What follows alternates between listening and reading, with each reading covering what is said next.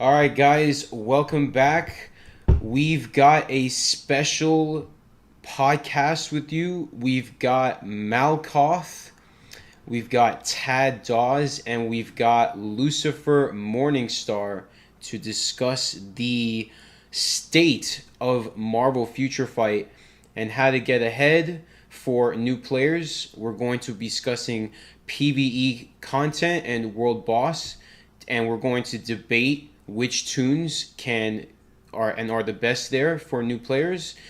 And we're going to work our way onto discussing PvP and its issues, its tax, and how to get ahead of the game. So, first of all, everybody, good to be here with you all. Thank you for coming. Yo, What's And up, hey, everyone? you're welcome. yes, Good to be here. yes, I'm glad to get all of you here with me to discuss one of my favorite games that is pretty troubled, I would say. But you guys are experts in your craft, I will say, and you guys really go out of your way to help new players succeed in this game.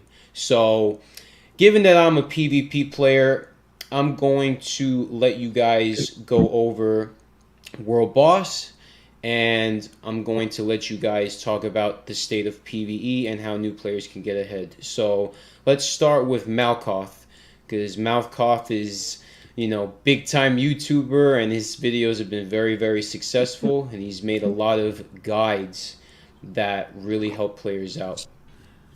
Well, thank you for the huge shout out, Marine Velvet, but I wouldn't say I'm a big time YouTuber. I just try to help new players as much as I can to the best of my knowledge. Like, I'm not saying that I'm giving the best advice, but I'm really trying that advice that I give is mostly tested, you know? So I'm not just making things up that I tell players. I like to test things for myself and see if the character is a good option for free to play beginner players or even beginner players who spend money. When I'm talking about characters that are good options for PvE, 5 to 6 characters that can cover multiple game modes and actually perform really well.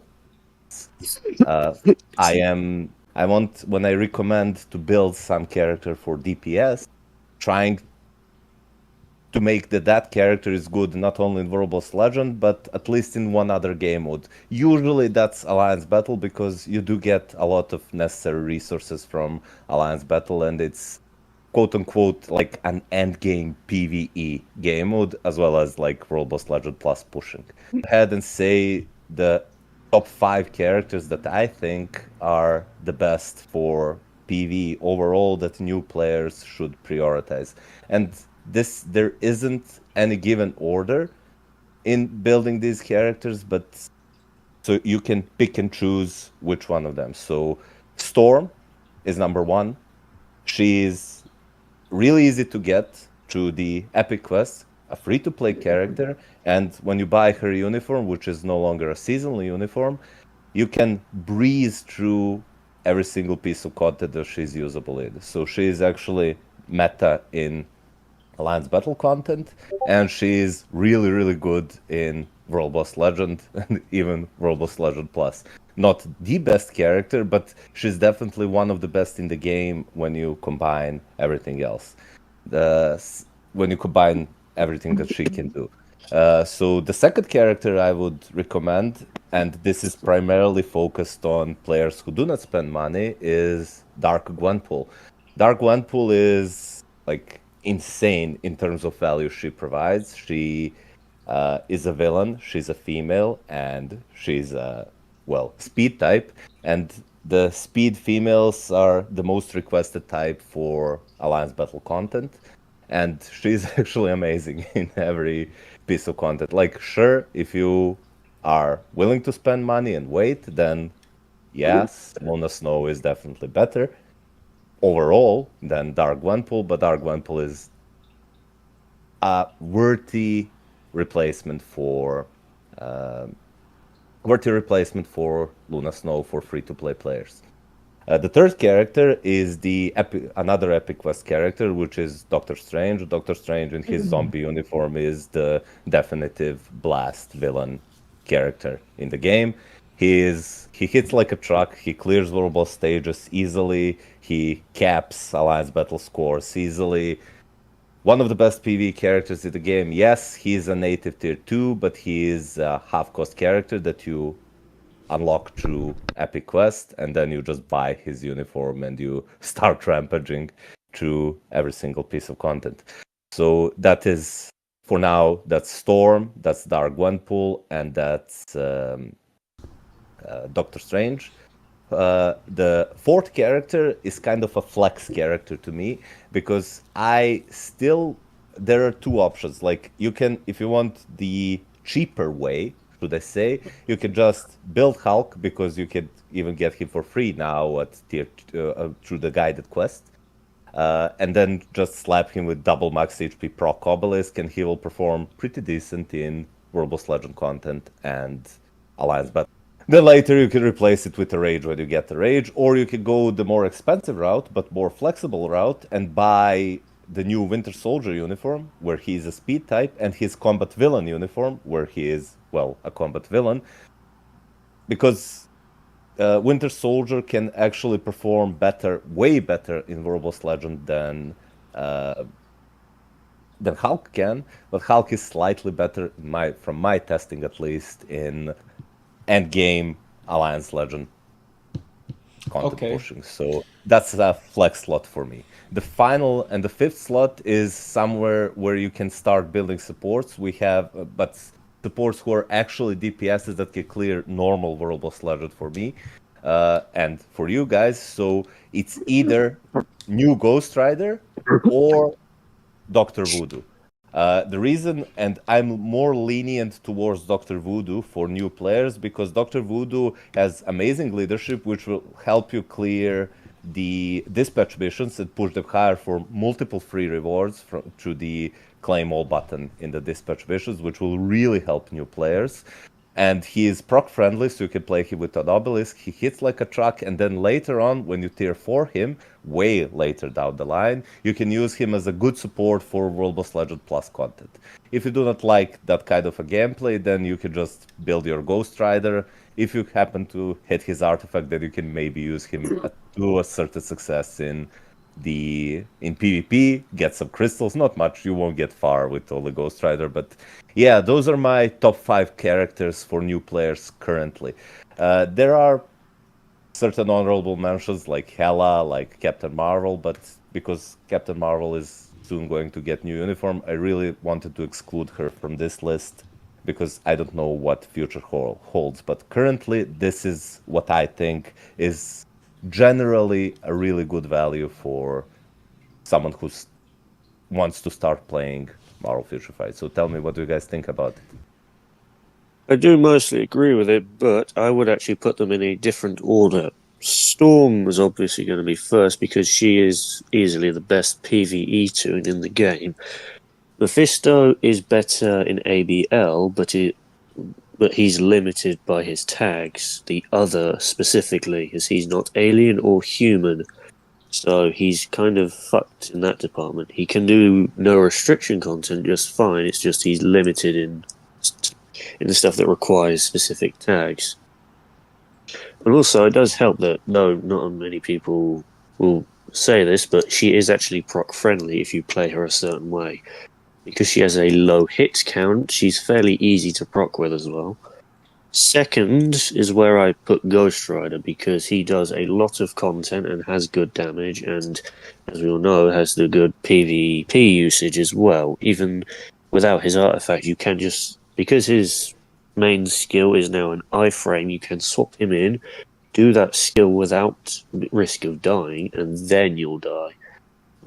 He's not as risky as the old uni was, where you would die whilst doing that skill. On top of, it massively improved his autoplay rotation with the new uniform, where he actually focuses on 4, 5, and it's either 2 or 3, one of those, So he's good for farming now, which he wasn't previously because he would never use his fourth skill, which is where all his damage is. In third place, I have Hela, but I do have some bias towards her simply because not many people did her justice, so I find her very underrated. She does a lot of content, decent tags, very good damage to the point she will do endgame content better than some tunes with additional pierce. She's actually decent in ABL, can cover Jean Grey's stages, and there's support for both PvE and PvP.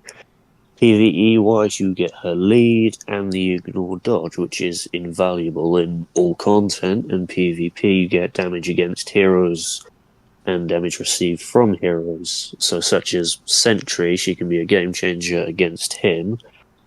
And if you get her artifact, she is a great dealer for stuff like OWB and AC, and can provide some good cannon fodder for TLB. In fourth place, I've got Winter Soldier or Gwenpool. Gwenpool for the reasons you listed, but the reason that I've got her as an optional, not Hela's, because she is very nasty to play with a proc. She is very difficult to use, and Mini Rage just doesn't do very good performance-wise. I've had them both. I just didn't like Gwenpool's performance for me, so I just left her as she was, removed her CTP, and haven't touched her since. Winter Soldier, for the reasons Malkoff listed, but it's also because he covers two separate tags. Combat, Male, Villain, Human, which are Hulk stages, and he's significantly better in World Boss than Hulk, because Hulk has never been good at that. And in Endgame, he is actually the replacement to Hulk, as well as Kingpin, but that's a different matter. And he also covers the speed hero stages for World Boss, so he's also a valuable replacement for Miles Morales. So he covers two separate tags with two uniforms, and last time I checked, they are both proc friendly, which is very useful because, as I've said, mini rages just don't do very good. A proc goes up to 200% damage, a mini rage goes up to 75%. Even the lowest roll on a rage will do more than that.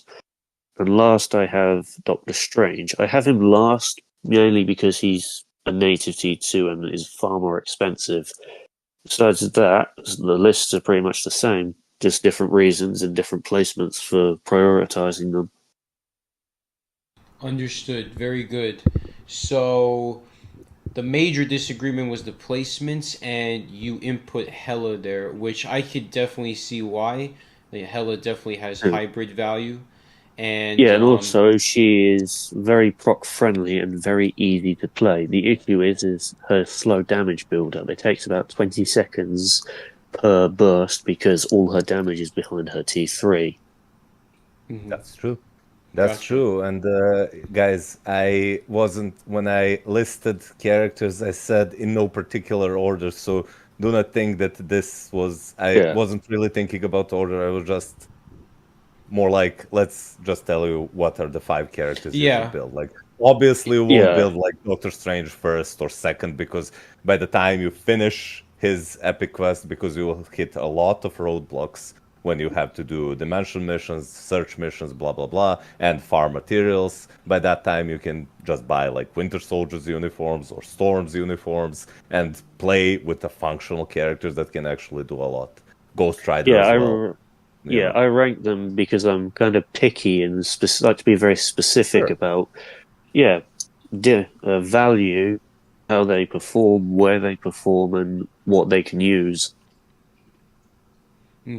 Gotcha. So, Tad, giving these two lists from Malkoff and Lucifer, what do you think? What would your input be? All right. So basically, both of their lists were very good, and I highly agree on both of them. But the route that I will be taking is that I will be taking native characters off to make the characters that I will list more accessible to other players. Now, don't get me wrong, the characters that they have listed are very good. Doctor Strange, who's a native tier 2, probably one of the best in the game. Yes, but I would rather not include native tier 2s or native tier 3s to have more of an accessible route or more a broad route for those new players. So for the first character, again, this is not on list because I don't have the list in my mind, but the first character, it is going to be Storm for me. Now, not only is she really good for Alliance Battle Extreme and Legends for those two mutant days, she can also be a viable option for World Boss Legends and World Boss Legend Plus.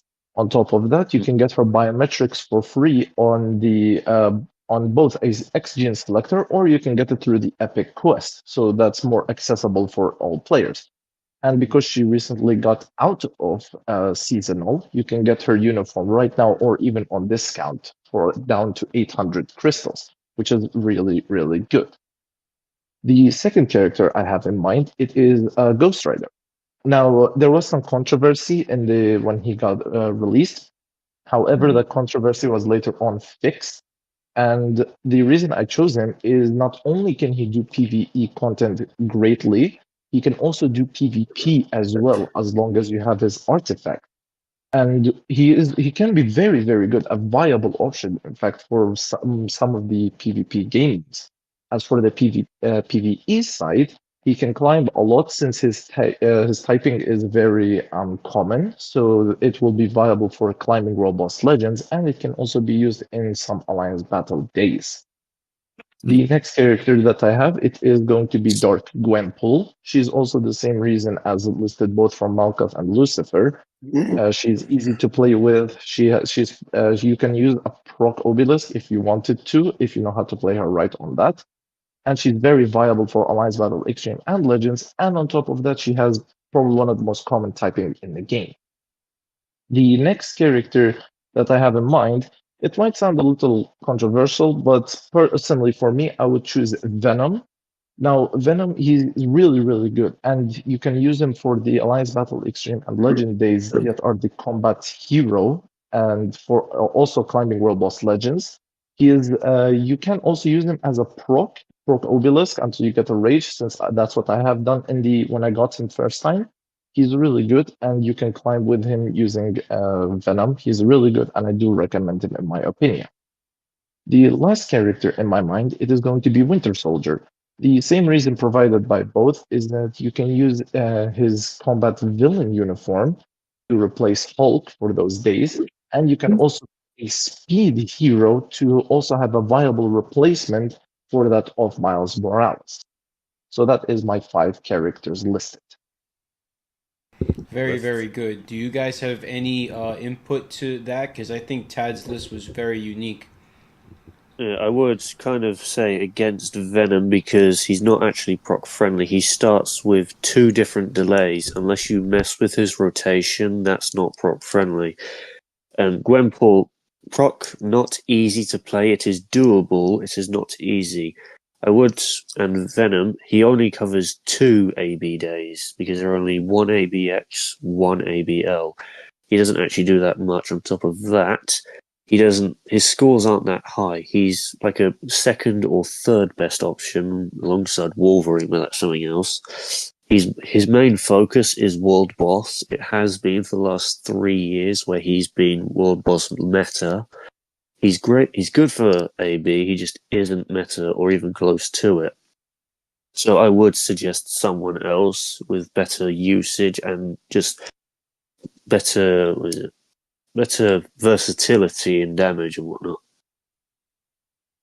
Venom, in my opinion, isn't getting enough praise. Honestly, like people just say, like, yeah, Venom is really good for World Boss Legend, and that's it. But he's not just good; he's really good for World Boss Legend. Like my Venom with a regular CTP of Rage and no artifacts and like no Odin's blessings, blah blah blah. He's performing better at World Boss Legends than characters that have full Odin's blessings and like mighty rages, mighty competitions, you know? He's really, really good in World Boss Legend stages. But yeah, overall I would pick someone else just because Venom is like Lucifer said, he can be used in 2 days of Alliance battle, but there are characters that can overall provide more value. And currently, because the new uniforms are so powerful, pretty much every single character can clear normal World Boss Legends, like up to stage 9 or even 20 if they are,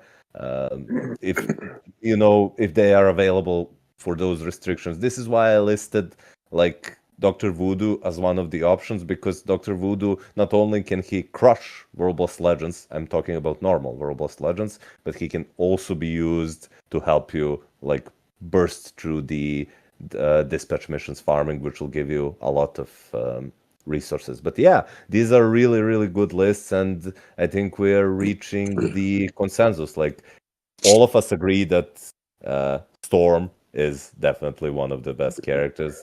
One Every of only 2, maybe 3 characters in the entire game who can actually outscore Jean Grey without team up collection. That's something people forget when they try to say Strange is better than her.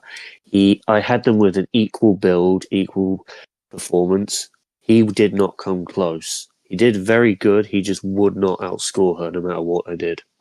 Yeah, I have infinite words of praise for Storm. I completely agree. Like we all agree that Ghost Rider is amazing. We all agree that like Dark Gwenpool or like Lucy said, Hela, they're really, really good. Winter Soldier, we all agree that he's really good. So yeah, I think this is a decent list. We've come to consensus that these are the, let's say, 5 to 6, 7 characters if we include like Venom and Hela and Doctor Voodoo that new players should prioritize. And honestly, we won't make a mistake as a new player, beginner player, whatever, if you build any of these characters. Like, you won't make a mistake, that's for sure.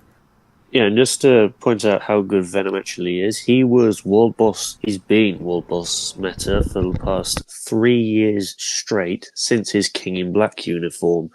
There's been a few combat heroes who came out after him. Not one of them beat him in World Boss. Not even Gladiator, who was actually the first toon in the game who could cap ABX with a Mighty Rage before that cap was raised. As for Agent Voodoo, I've only just transcended him. I've yet to get his uniform, so I didn't actually know he was that good yet. Yeah, Doctor really- Voodoo is very good, especially for the hybrid uses, and I'm glad you guys included hybrid characters in your lists as well. Yeah, people undervalue hybrids, even if just because they tend to not do as good in specific modes as other toons. Others tend to focus on one toon who's good at a single mode, recommending stuff like Iron Man, Human Torch, who only do World Boss. Loki because he's free but only good at AB. Yeah. Like, and Loki is actually quite decent in dispatch mode farming, but hey, you have Storm, you have Doctor Strange, they can do well there too, right? Even Yeah. Ghost Rider. So I don't see a point in building Loki nowadays. Just because he's also lost- free doesn't mean you should build him. Although Spider-Gwen, not one of the top 5 options anymore, but not a bad option. She's still free as well. Yeah, you get her as transcend potential for free as a new player. Yeah, she can be, but I really wouldn't build her to level 80. Like, just get her to like level 72, so you can Yeah. Yes, get that exactly. ignore dodge cap and crush Exactly. roll bosses. Like, I did this a year ago when I did my free to play series. Like, I easily beat Null like on day 10, let's say, without any rush. With Yeah. Spider-Gwen and 160 or 140 proc, I don't remember. And then as soon as I hit her potential, which was like in a few days, I got her to level 72 and she was crushing him in like 2 minutes. So it's really easy to you need do. an easy, quick World Boss replacement, and later on you can replace her with Doctor Strange. Yep, exactly. Very, very good input, guys. Tad, would you like to get the final say? Because we were talking about Venom, and Venom both got very controversial, positive but negative response. So, what would you have to say? Well, the only thing that I will say is, yes, I do agree that for Alliance Battle, he may not be the best.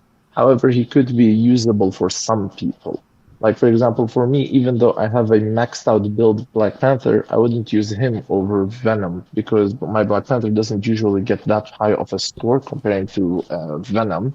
But for recommending for new players, yes, there are much more other viable options because then those other viable options can still do more Alliance Battle days and World Boss Legends compared to Venom. But Venom is still, he can be still used very, very well for World Boss Legends and can be usable for Alliance Battle if you want. Just to add to Definitely. Black Panther, that's not exactly a fair comparison because Not really, no. he's focused on World Boss. He was never good at Yes. AB. He's slightly worse than Moon Knight, who was one of the earliest T4s in the game. He beats him in one specific season. That's it. Yep. True, true. I learned a lot from you guys here because I'm not a PvE player at all. I'm more directed towards PvP. And of course, there's a lot to discuss when we talk about PvP because in PvE, if you understand and build these specific tunes, you can get ahead in all PvE while you work on your cards and your swords and things like that. And as we move on to PvP, it becomes more of end game content. And it's very controversial because the meta there are very strict and the builds are very specific. So you'll notice in a new game mode like ranked battle, right? I think it's called ranked battle. You'll get the best accounts fighting each other and you'll get the chance to cheer. And it's been the talk of Marvel Future Fight for the past week or so on who really has the best account in the game. And we came across Tinkerton, King Davy, WNG players, Axe players, Arca players. These clans are really, really high and they have massive whales with perfect accounts. So Yeah. with the results coming in, and I think is the final still taking place? Yes, the final Yeah. step. Yeah, and also PvE has a set meta. It's non-negotiable. You know who's exactly where everyone is on the value board. But PvE, it is heavily debatable. So there's no set who's best and whatnot and all that. Yeah, and I mean, you guys had a very fair debate here for PvE because there were characters that you guys included that aren't necessarily perfect, but could still help can still help new players get ahead, of course, because that's very, very important. Because new players, they're pretty intimidated when they're first coming in because they have so much to do, they have so much to build. There's 280 characters to choose from, which ones are good, which ones aren't. So moving on, so let's talk about ranked battle and the new game mode, and let's talk Yeah, about it's some of naughty. these whales, man, because I had all of my votes for Dave the Brave, and he failed me, man. Yeah, in fact, I actually learned shortly after that Tinkerton is a new whale. Not he's lesser known. He's only been playing for about a year, little over that. Mm, So everyone's been underestimating him. I yeah. also learned in Alliance Tournament, which this new mode is based off of, Tinkerton is the only player to consistently give Davy issues. That's saying something for a new player. He's been regarded as having the best null, the hardest to beat null in Marvel Future Fight. It took an entire alliance of Wales 27 attempts to beat his null in AC. That's saying something. That's impressive. Yeah, Very that's impressive. Yep. unbelievable. Yeah, there's an axe guy in the tourney who has quite a bit higher HP, 30,000 to be exact, but his is nowhere near as challenging, which is surprising because you'd expect higher stats to be better. Yeah, I mean these guys that are in the tournament, they're coming in with Sentry with the most HP I've ever seen.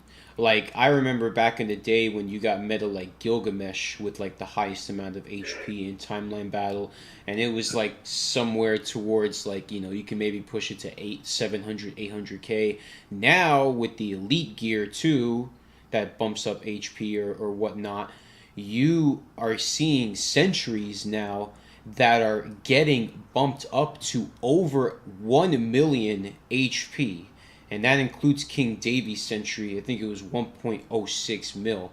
Do you know how crazy that is? That is Yeah, unbelievable I stat still marks. remember. I still remember when Baby Groot was meta, the seasonal uniform as well. Also, Yellow Jacket. Now that was a long time ago. Yeah, yeah, I remember that too. That's when I was getting top 100 with Deathlock to Yeah, counter. the Anti-Man meta. That was fun. Yeah, the Anti-Man meta, the Jean Grey and Thanos with Colossus meta. That was pretty fun Or to beat. the Thanos and Captain Marvel Endgame meta. Yep, true, true. Yeah, No one liked that. we reminisce on the old PvP and how there were actually ways to bypass the meta. And now Yeah, when fights actually lasted instead of a quick 30-second match. exactly. And it's funny because to imagine King Davy and Tinkerton going at it for like a full minute and a half where they can't even kill their meta is Mm. actually a freaking crazy thought, you know. Yeah, and Davey only losing because he had less HP when the timer ran out. Tinkerton had Sentry and Null still alive. Davey only had Null. That is the only reason he lost that fight. If he could have changed his team setup, which wasn't allowed at if you set it at the start of the tourney, you cannot change it. If he could have changed his team, he might have won that. Yeah, I mean, this is why tactics play an important role because, you could have the best account and the best accounts are so close to each other. Like, it's very hard to differentiate. And if you don't pick the right tactic, you'll get caught. You have to have both your meta with appropriate defense. You have to position them certain well. Leaderships are important, etc., etc. Yeah, So what was really funny about the tournament is MPKB Pedro.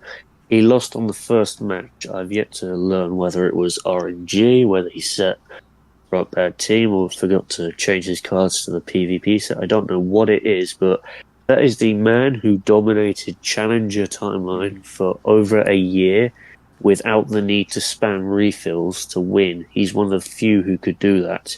He dominated Challenger with ease, and yet he lost on the first round. yeah, it's very, very interesting.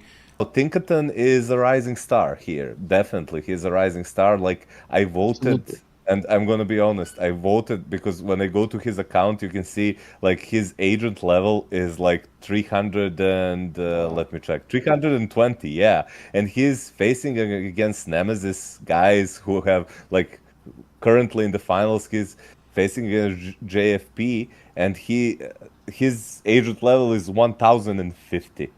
I've Yeah, seen 10 people with year like, whale, 10-year-old yeah, Giga Whales yeah, like versus 1-year-old Giga Whale. really good player. And I voted against Tinkerton every hmm single time, and every single time I lost. So huge shout out to Tinkerton. You have cracked something that none of us have. So this is amazing. So that's for the Absolutely. players. And as far as the game mode goes, I think that this game mode is a complete joke and a Hmm. complete disgrace to and a huge slap to 99.9% of the community, of the player base of Marvel Future Fight who have been playing this game for years. Like we had our 10-year anniversary, and like there's still people who are passionate about this game and really want to get into this game, keep playing this game, and then they release a content ranked tournament game mode that is for like top 30 players, even less. Like how? Who is making decisions about this game? Like, sure, you get to vote. You don't participate in any other way by voting, and you get free CTPs. You get some tier 4 materials. You can get some elite gear materials, or tier 3 materials if you need them. Like, you can gamble some tier chests. So you do get good rewards for voting. But seriously, is this where development time is going? Like, Also, and they locked crystals to only those competing, by far the most valuable material in the entire game. yeah, like there is even if I like forget about the rewards, because this is the easiest CTP we've ever gotten, honestly, apart from free Absolutely. CTPs that we get. Yeah, this is really easy. Like everyone can cheer and luckily get one win or one successful cheer and get a CTP chest. Like I Yeah. missed most of my cheers and I still have like over 3,000 the cheer tokens, so I can get the CTP and tier 4 materials or elite gear materials or gamble on the cheer chest. So it's really, really easy for players to get. So if you close your eyes and just imagine this whenever you see a pop-up ranked tournament for 99.9% of players, if you close your eyes and you see ranked tournament pop up, you can treat it as a free CTP, free tier 4 materials, blah, blah, blah. But overall, I think that this game mode is a huge slap in the face to Marvel Future Fight community and its player base, especially those who've been playing for 10 plus years, because, like, why would you make a game mode that's only covering 0.01% of the players? Like, how many people are percent of the players? Like, how many people are participating? Like 16? Really? And there's, last time I checked, the forums, at least on desktop, has a counter for how many people are in the game, and it's around about 2.6 million, something like that. Yes. And you have to reach Challenger on one of the PvP game modes. And on top of reaching Challenger, you're going to need to reach like what? Top 20, top 16 in that Challenger mode. And then after that, if you're lucky, you're going to get chosen. And then I think I'm not sure how it works because there was like 30 people. And then out of those, there was only 16 that came into the round of 16. So after all of that, and then basically just locking it to those small amount of player base, that's kind of like a game mode gone. Like basically, if they tried to make it a little more simpler to expand more players into it, then it would have been a much better game mode. But there is just that one plus side where no matter how much you vote, how much you cheer, you're going to get a CTP chest regardless of even if you lose like one or two of them. If you just as long as you win one of them or even two, then you would get a CTP chest for free. On top of that, getting tier 4 materials. Yeah, I think that Netmarble is always so stingy with their crystal rewards, and they've barely changed them. Granted, they've added new PvP modes like Team Battle Arena, so people have just another game mode to get crystals on. But Unfortunately, with that, Team Battle is unplayable for those on iOS. You will not manage any more than 4 matches without it crashing. yep, And it resets every 20 days, so you've got a long wait for crystals. OWB reset is every 55 days, which is even longer for crystals, almost 3 times as much. yeah, I mean, I have an iOS device also, and I literally have to reset the game every 3 matches just to avoid crashing because, yes, it will crash, and yes, it will crash when you get a win and not when you get a loss. So it's very, Yeah. very weird, and it's leading on to us talking about PvP and its issues. And Malkoth had a lot to say about PvP and in regards to how there's been a lot of characters that have come in that are brand new and nobody has any idea where to put them. Also, when they made OWB, they added a feature where if you crash, you could restart the fight. I actually use this method intentionally quite a lot to reset a battle just because it goes wrong early on. and yet they didn't implement it in the new mode and are very unlikely to even consider putting it in the old ones, which could desperately use it. I was planning making a new because that's one of the most requested things from my viewers is to make a brand new player guide, beginner player guide, whatever, Yeah. to for characters to build for PvE and PvP. Now I've been looking at the PvP meta, and like I know there are more than the two characters I'm going to list, but it's basically Sentry and Null. Like without Sentry Yeah. and Null, you cannot do anything. Like at least not as a new player. Not as a new player who is not experienced in how PvP works in Marvel Future Fights. So these two characters are native tier 3 characters. They're the most expensive characters in the game, and you have to shill out like 4,000 crystals on discount to buy their uniforms. On top of that, you have to, like, Null is easier to unlock because you get him through just beating him, and he is the easiest for a boss in the game. Verbose Legend, that is. But And for unfortunately, with him being easier, he's a self-serving toon.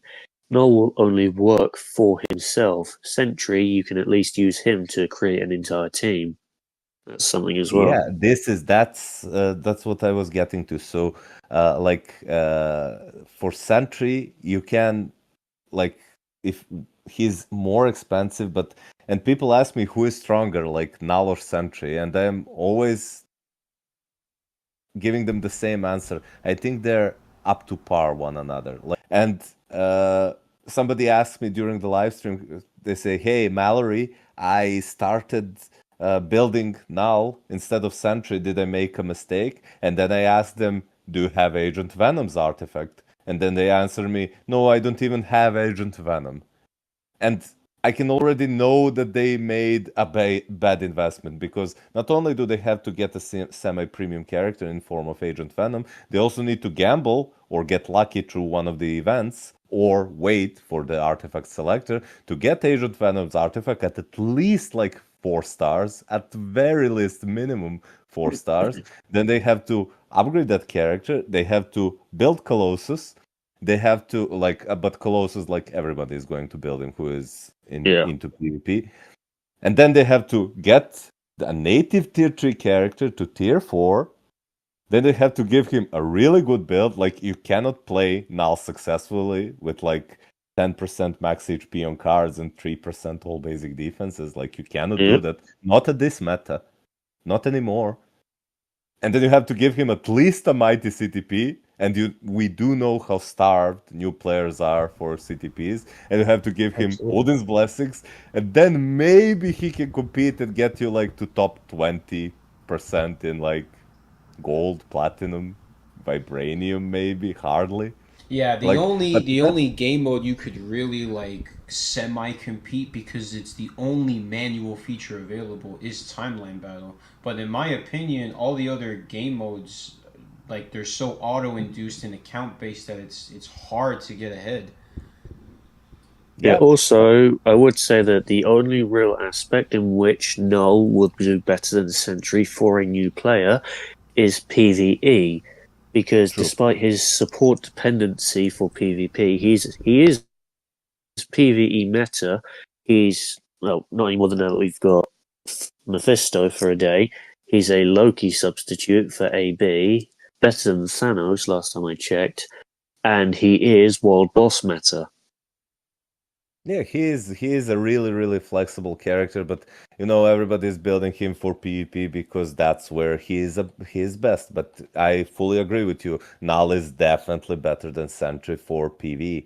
If I Yeah, and can, luckily, something that no one really talks about, you can stick an energy or a rage on Null, and he will still do decent in PvP. He'll get fucked a lot more, but he will still do good, as Marine knows. He's currently got an energy on Null as it is.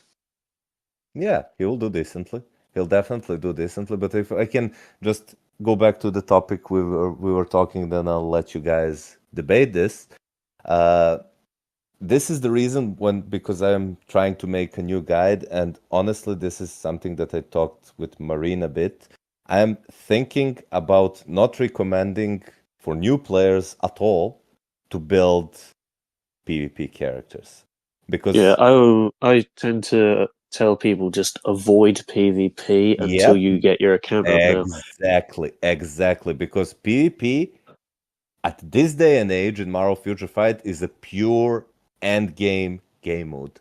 This is definitely 100% true. Like before, like people could build Spider-Man. We had like Black We Widow who you could play on manual and spam invisibility and beat pretty much every single team yeah, because nobody called about iframe ignore, you know? about a There's year and you a half. cannot do that anymore. You Yeah, have about a to year and a build half these icons. ago, 2 years ago, during the Jean Grey Adam Warlock meta, we had native T1 alternatives. We had Back to Basics Spider-Man, Fear itself, Hulk was usable. Can't remember who else it was because that was a long time ago. But that we had alternatives that could still take down the top ones. Now it's only natives. Yeah, there is no replacement for like if you want to be and play PvP. Like I get review, okay, Malkut, can you review my account? This is like 4-month-old account. I just want to play PvP. And then what should my advice be? Build Sentry and Null. That will take like if he's free to play or low spender, that will take like 5 to 6 months. Build Magic. She'll perform good. Yeah, she'll perform okay if you build her to tier 4 and get her artifact and give her great build, but she won't beat Sentries and Nulls. No. You know, there are Yeah, no well, alternatives. This is why I'll probably stop advising players who are not playing for at least like 5 to 6 months to build any PvP characters. So that's my 2 cents on the current PvP situations of Marvel Future Fight. You guys tell me, what do you think about it? yeah, for Magic, I mean, I've got her built. I actually tried a few different builds on her. She won't do great. Without a 5 or 6 star artifact, she'll be lucky to do her counter more than once because the first time she goes to do it, she gets interrupted and can't do it. She has to do it again, and then after that is when she'll die. She will one shot nuke Null regardless of her build, but she is inconsistent because she relies on low penetration and an inconsistent counter. Also, I used to recommend getting some PvP early on, but now you just straight up can't do it. When True. I started this account about 2 years ago, it was doable. It was not easy, but it was doable. Now it's just impossible. Yeah, fully agreed. Tad, what do you think? I agree on this. Like, as Malcolm has said, no matter what we can try to do, we can't really provide any guide on what PvP character to build. Because excluding Null and Sentry, who are already going to burn through your pockets, you've got, for example, other characters like Wolverine, who is good on paper, but you're going to need his artifact, at least a 4 star. And then if you don't have that, then your Wolverine is practically useless. And then if you want to go to, for example, Magic, she's also the same reason, except you're going to need a 5 or a 6 star. So And the generally speaking, Silver Surfer, he is not good. He will spawn, die, revive, maybe get a kill, then die. He gets severely overrated. He needs a stacked build now. He needs more than people. absolutely, Even with absolutely, stacked builds, he's not good. Like my Silver Surfer is pretty stacked. Brilliant CTP is good max HP on cards, blah blah blah. But he cannot, like he can't perform against Sentry I now. Like no way. I agree with this because on top of that, he's not the best there is. But if you wanted to get him, you would have to do, I think, 5 or 7 days of Galactus giant boss raid clears because biometrics is only accessible there, and there's only like 2 of them per day. So while you get that, and then if you want to build another native character, because generally speaking, it's only natives that are mainly metas. There are some that are Yeah. none, but those are Legit, premium. the only PvP toon who is arguably meta and not native is Ghost Rider, but he's basically only to be used against villains. You can't really stick him against heroes because he has a 270% damage increase to villains. He That is doesn't get that also against like a Sentry. that is also very true as well. And if you wanted to build Carnage, he's also half meta, and he will also need his artifact. So to put Yeah, it shortly, unfortunately, though I do really like Carnage, he just isn't meta anymore. I've seen Yeah, him max build. he isn't performing. Yeah, Like Carnage is Carnage. one of my favorite characters. I have a brilliant CTP of refinement on him. I have 20 Odin's blessings, fully awakened, elite gear, blah blah blah, everything like 6-star artifact, plus 10, mythic uniform, everything you can do for that character. He has baseline like 180,000 HP before every bonuses gets added, and he like nah. He can maybe Yeah, take one life out of meta character and then just die. yeah, I really like Carnage. I stacked him out properly, but and though I wasn't Dinar for a while, he fell off when the new Sentry uniform came. Though True. no one would admit it, before that, Null, Carnage, Agent Venom was the best TLB team when it was maxed. Carnage would not die no matter what you did, but all his defense is focused against physical attack. Sentry just completely put an end to Carnage. I was in denial for quite some time until I just saw a maxed out one getting completely fucked. Yeah. that is true. Yeah, that is very true. And honestly, there's nothing that we can really do to make it any cheaper. Like, there's no alternative whatsoever. You either build a native tier 3, and on top of that, Null, you're going to need to build him manually, or Sentry, you're going to need to drop a lot of materials on his epic quest. On top of that, there's premium characters that you need to collect there. And if you want to go to the premium route, the premium characters, most of them are going to need artifacts. So not only you're going to need a mega 6-star ticket, a mega tier 2 ticket, you're also going to need their artifact at least a 4-star for them to even do something. Because if you get a 3-star, it's practically useless. Yeah, and also Sentry uses mats for normal and mutant tunes as well. Exactly. You're going to need 2 different types of characters for him. Right, guys. So that's There's a lot of great points that I wanted to address, because the truth is that there really is not much alternative in PvP.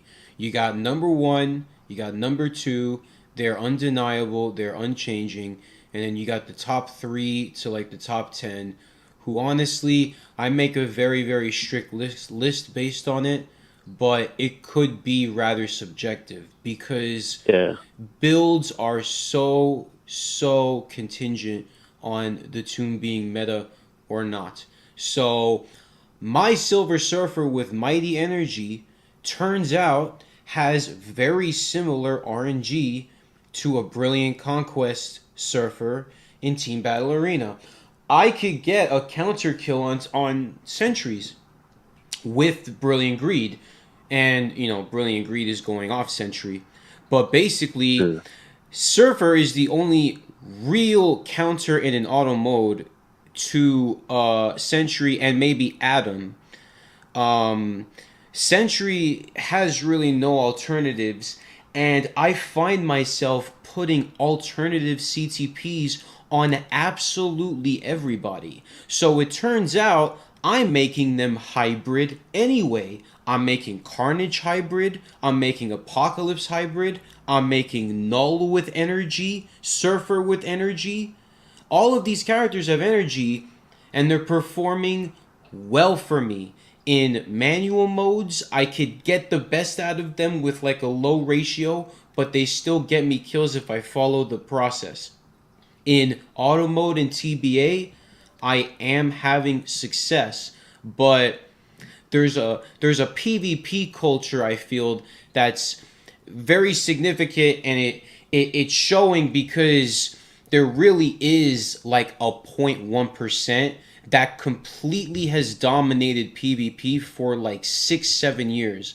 Like, I've seen the same accounts for so long, and that's why PvP has the stigma that it does, because it's true, there's very, very little alternatives, and if you try to figure out these alternatives, you could be testing yourself into an early grave because RNG still has massive effect even in matches like real time matches that I see. Sometimes I can get lucky, sometimes I can't, and I can't even bypass it. And people have that same luck getting cards and swords to premium to 6 star to like all blue stars. It's unbelievable. Yeah, and It's also it used to be a lot easier to use something other than metas, but they've added more features. They nerfed Pierce by 50% in PvP. That almost kicked out Adam out of meta in a single patch because he lost his one-shot gimmick for anyone other than a whale. They added swords, which come with more pierce reduction, damage bonuses, crowd control decrease, whatnot. They then added emblems. They're adding more and more features which only benefit the one top percent because only they can afford it. And the rosters, they're getting more and more stricter for who you can actually use if you don't want to use the best. That's true. And if I can just roll back a bit before anybody laughs about Silver Surfer and CTP of Energy and other characters with CTP of Energy that should, like, quote unquote, should have reforged PvP CTPs. Why don't you, Marine Velvet, go ahead and tell everyone who will be watching this or listening this about your Otherworld battle placement in the recent weeks, months with those characters? Oh well, I mean, Yep. in Otherworld Battle, I actually I completely abandoned the game mode because I already acknowledged that it's totally account based, and with my 55% HP on cards, I'll never get the freaking Ghost Rider card. I'll never get the freaking Zombie Spider-Man card. I'm still trying to gamble for the Zombie Spider-Man card. I'm looking to try to better that area so I could maybe compete in Otherworld Battle one day. But Team Battle Mm-hmm. Arena, I have been having some success. Even my ratio is pretty good. It's in the mid 70s, which is much better than my PvP ratio in my timeline battle ratio. My timeline battle Mm-hmm. ratio is, always in like the 50-40 percentile these days with my team ups. But, I'm figuring out that Shala with a specific build, even in a specific position, is also kind of a counter to Mighty Conquest Sentries and Greed Sentries. Carnage with Mighty Energy is not letting me down as much as Brilliant Egg Carnage is letting everybody else down. My Mighty Energy Silver Surfer is honestly irreplaceable. I think he's great in PvE. I've gotten like 40% damage in GBR runs with him before in like a minute and a half. I think he's great. Okay in World Boss. And he gets me very critical timeline battle kills against really, really tough Brilliant Conquest Sentries. Like, I'm talking two-shotting if I get the proc down.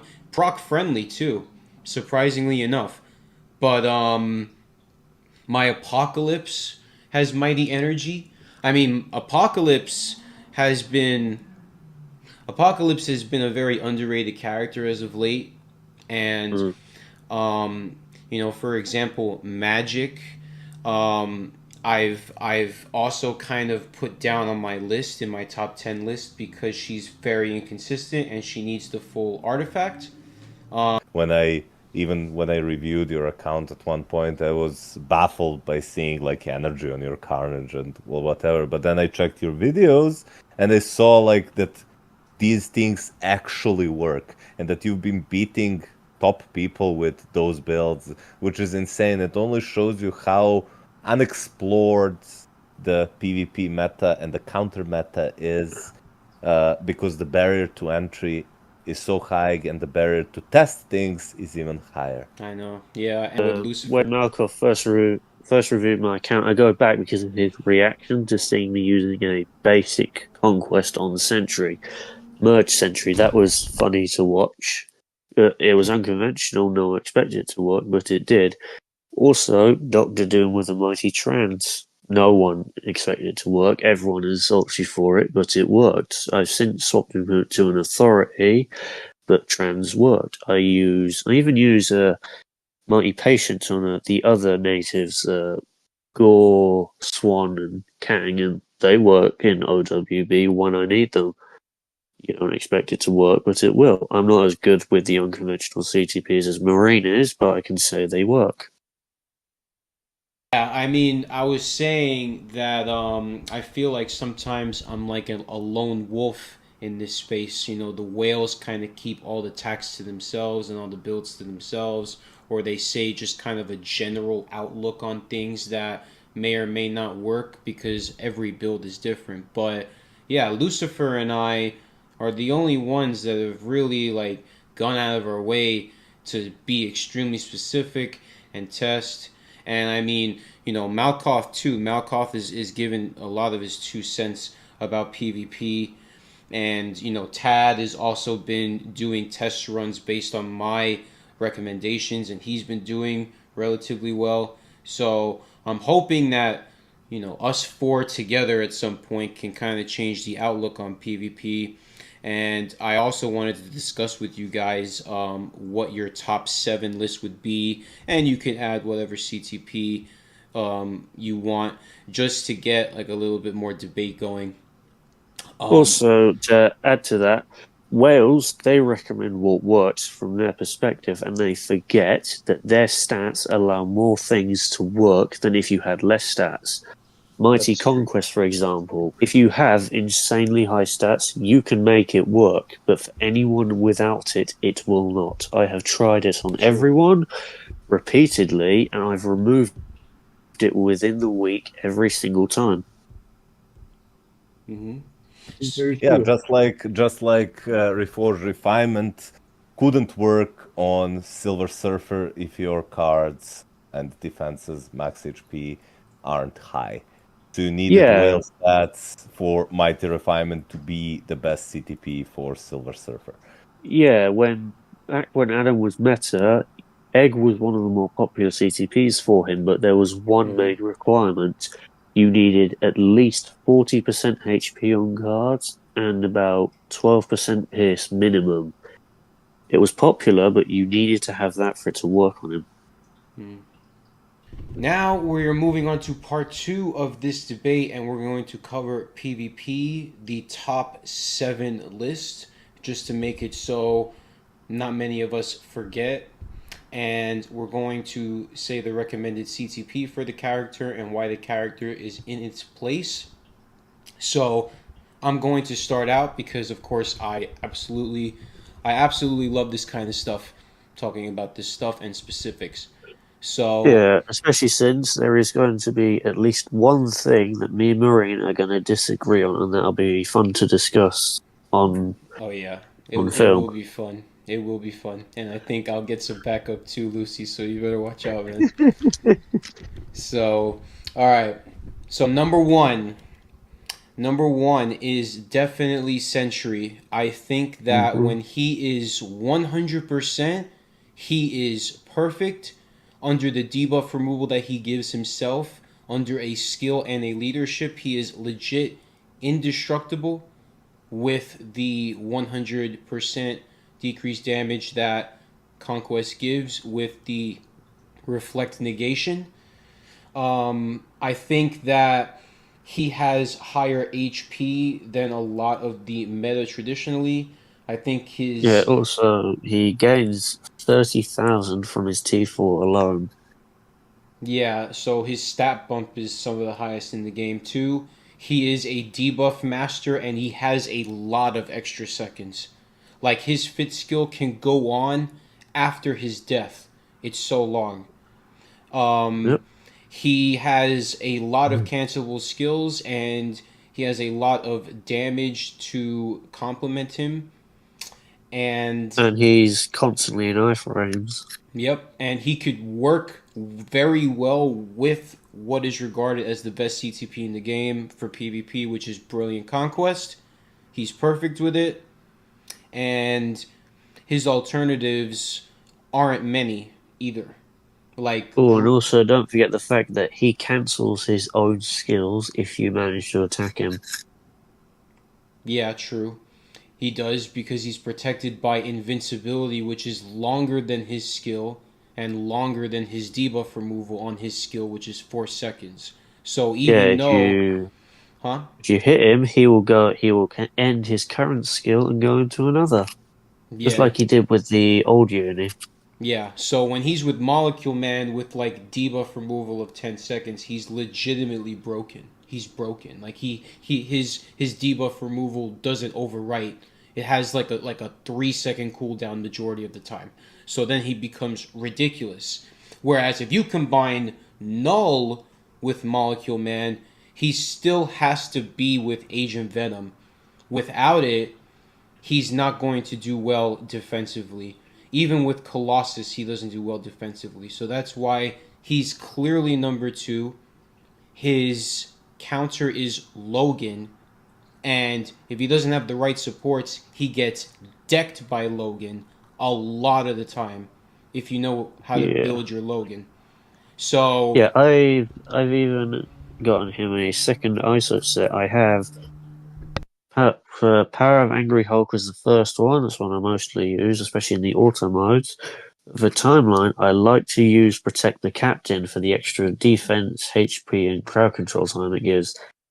In some cases, it does help him survive damage just long enough for him to get the debuff removal back before he dies. yeah, I think because Null's primary is offense, you can probably work with it, protect the captain for him because he really does need as much defense as possible these days. His offense is already complemented. So I would actually think that, of course, Brilliant Greed is the best choice for Null, but if you don't have a Brilliant Greed and you only have a Mighty Greed, I actually think that Mighty Energy does more damage than a Mighty Greed, and it's helped me tremendously in Team Battle Arena. So I will take those two out of the way. Third choice, sorry guys, it's got to be Silver Surfer. The full build at 100% with the Brilliant Conquest and with probably Agent Venom is the only true counter against Sentry and TBA, other than maybe like a Shala Ball in a specific position. But basically, he has the capabilities of activating his counter during Sentry's second skill. It's RNG, it's luck based, so like 9 out of 10 it's not going to activate, but that 10th time it could actually kill Sentry in one shot. He is extremely tanky. He has all the stats to complement him. He has high damage, but he lacks penetration. It's only on his counter, which is unfortunate. He has hidden super guard breaking on his third skill when the counter activates. He has very long iframes. He has reflect, which is like one of the best stats for PvP to go up against like the meta. And he has a revive, of course, and he works with Brilliant Conquest. It's just very unfortunate because he's very poor when he doesn't have the Brilliant Conquest. So alternatives like Mighty Authority, Mighty Egg, the egg has to be brilliant. Um, they're getting like not so much good compliments anymore than they used to when Silver Surfer Well, I was mostly to mean, be versatile. Off always got more praise than it deserves because the invincible disables counterattack, which he has always been reliant on. Mhm. It worked on his old uni because he wasn't completely reliant on the counterattack, but now he is. Off has always been overrated for the symbiote surfer, and I'm still using Egg on mine, and yeah, as long as you don't stick him up against Null and Sentry and expect him to do anything more than take one life, he's not too bad with it. Yeah, I would say that he's not. He still has some versatility, but in order for him to compete in very high levels and be regarded in very high levels, he needs like the highest build. So, Yeah, in my opinion, you either have to give him the perfection he needs with the Brilliant Conquest, or I would give him DPS because I think that like he needs a brilliant CTP when it comes to defensive CTPs. So my mighty energy on him is actually doing very, very well. Yeah, I'm just glad that people have stopped saying that Region is good on him entirely. It used to be considered his third best CTP, and I really hated that era. For the This one. longest time, there was a debate about people slotting in and thinking that Mighty Authority and Brilliant Authority are the best CTPs for him, which Yeah. couldn't be farther from the truth because the invincibility you get can cancel your heals. Exactly. Or Yeah, and because also, you wouldn't legit, counter. also only a few people actually realized that Egg was his best in slot if you didn't have the Conquest. Lots of people were insulting it, saying it's not as good as Authority, when anyone who was willing to try it said the opposite. Yeah, I remember I streamed this on my channel Yeah, when I tested Surfer with every single CTP and the brilliant refinement with my stats, my stack build, my cards was way and beyond anything, any other CTP. Like he was crushing every single team with that build, single-handedly, with like one support. yeah. I didn't have Brilliant Conquest at that time, so Brilliant Conquest was out of the picture, but Brilliant Refinement performed better than Mighty Conquest did. Yeah, I still hate that you got a perfect roll Brilliant Conch God. on the first attempt. Hey, yeah, you guys remember the double support surfers that were fucking dominating timeline battle for like a Oh, month? oh Jesus. I Yeah. remember pre-nerf, before the Pierce nerf, Davey, Jesus, when he was in Yeah. timeline, that was legit the only surfer I refused to face no matter what. Because even without the damage nerf when they reduced Pierce, Yep. I could not beat him at that time, no matter how hard I tried. Yeah, he was ridiculous. It's totally ridiculous. Yeah, Um, and then they nerfed Pierce, and now he's just a lot harder. right. So I'm gonna continue to 5, and then I'm going to alternate because I don't want to take up too much time. I want you guys to get your input in too. So number 4, another controversial choice, is gonna be Adam. I think Adams in Team Battle Arena have proven to be my biggest freaking headache ever. And I have to put Sentry with the right supports to kill top 150 Adam Warlocks in Team Battle Arena. If I don't put the right supports, they freaking stomp my Sentry, who's my best character. So I literally have to make a counter team just for them, and it's arguably my best team.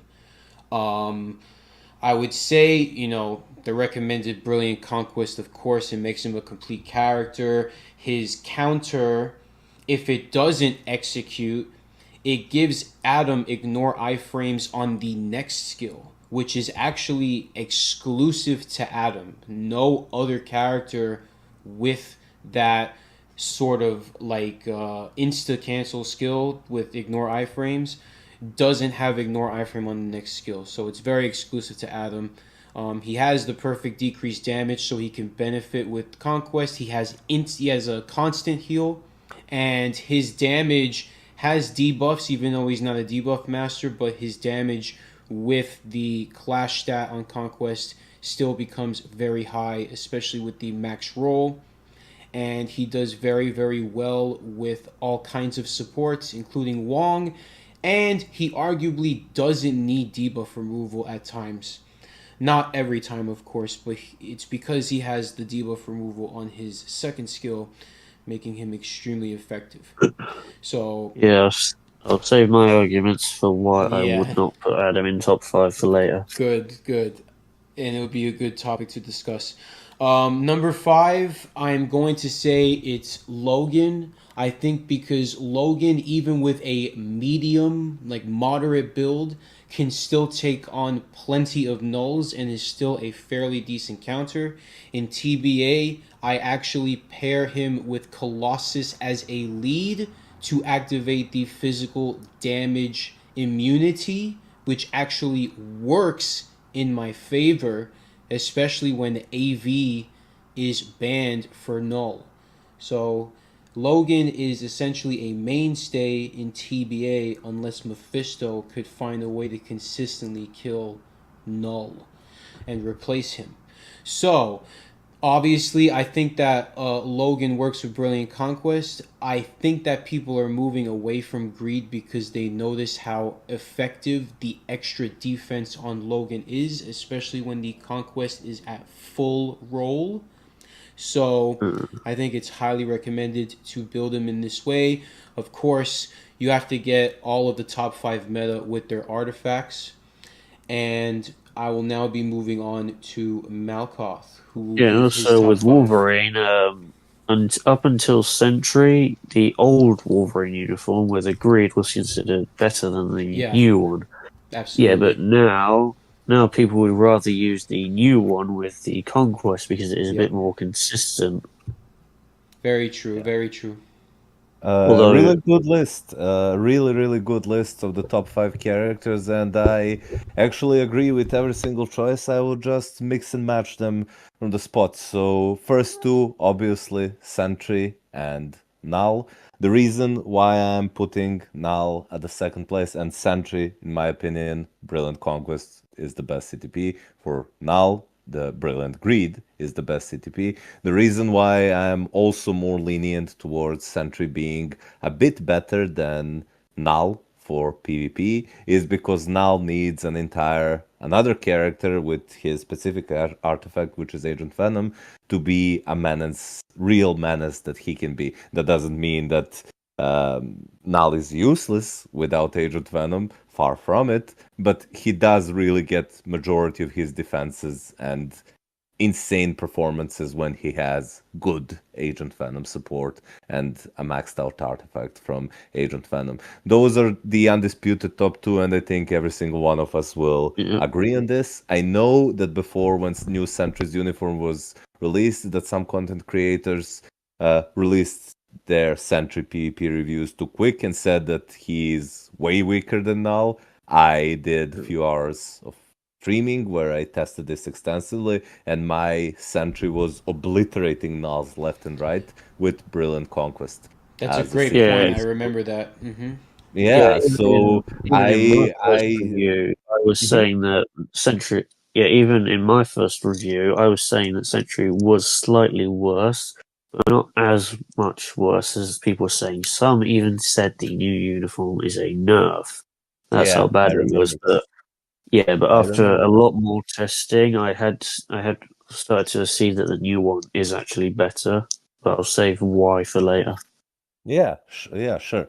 So this is something that's something that players when they watch other people and by the way, this doesn't mean that my reviews and tests are always right, nor does it mean that other content creators reviews are wrong.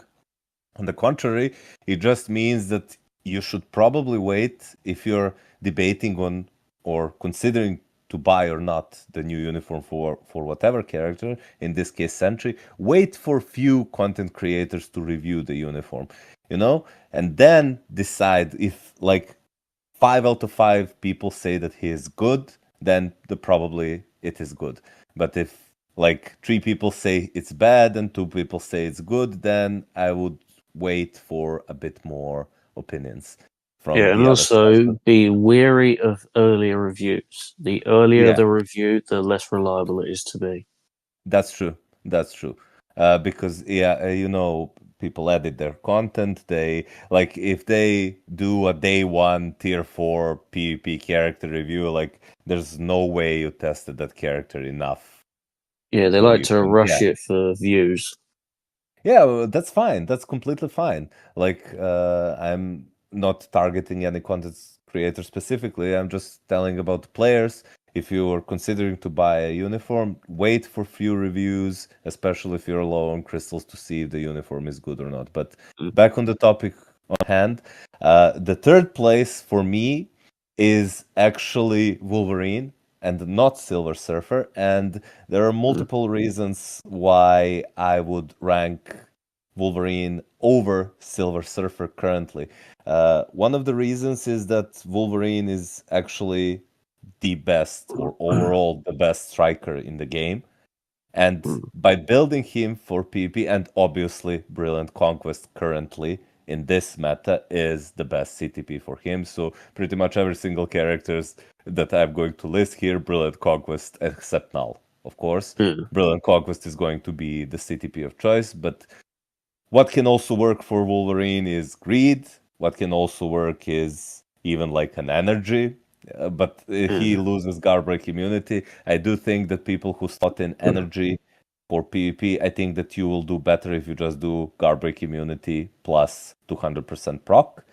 Actually, if you want the proc, but slightly better for PvP, go with a destruction because it has guard break immunity.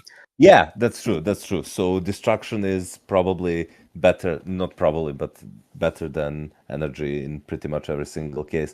And the reasoning is while my number 4 character, which is Silver Surfer, while he can outperform Wolverine in PvP and he can counter, like Marine said, the meta characters, he really, really, really needs maxed out builds, and again, Agent Venom supports if you really want him to be a true menace in PvP. And team up. Fair. And team up as well. So we're talking about really insane investments. So this is what made me shift Silver Surfer to spot number 4.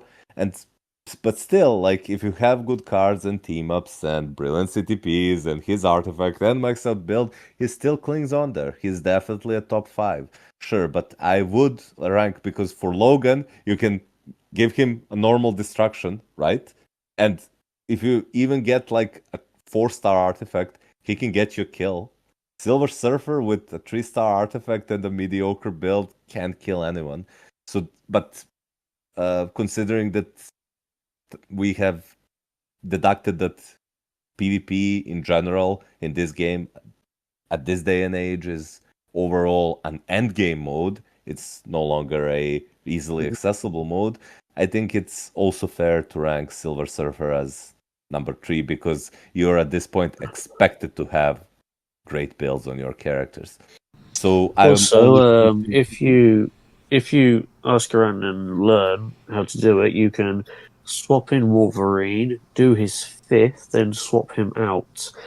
You can do that and not require his artifact. He can get a kill or maybe 2, and you don't really need the RT.